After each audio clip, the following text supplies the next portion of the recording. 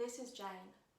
Jane has recently been diagnosed with type 2 diabetes, a condition that affects 422 million people worldwide and is now recognised as the world's fastest growing chronic condition.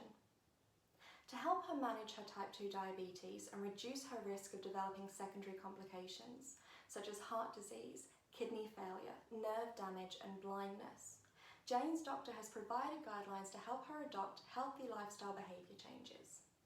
These include eating more fruit and vegetables, reducing her fast food intake, and increasing her physical activity. Now, adopting these changes seems simple enough, right? Well, maybe for some. But Jane lives in a regional town where her opportunity to engage in these behaviours is limited, regardless of how motivated she is. My research found that in Jane's town, local grocery stores only receive food deliveries once every 3 to 4 days, meaning that her access to fresh, affordable food is limited. Jane's town also has limited street lights to provide safety for outdoor activity after dark, and few trees covering walkways to provide shade from the burning sun during the day.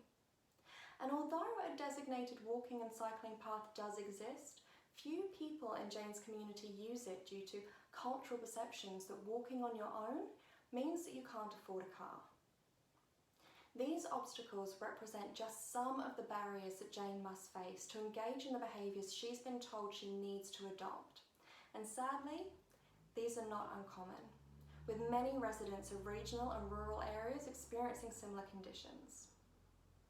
So by working with multiple stakeholders, including healthcare professionals, local organisations and policymakers, we created solutions to overcome these barriers to behaviour change.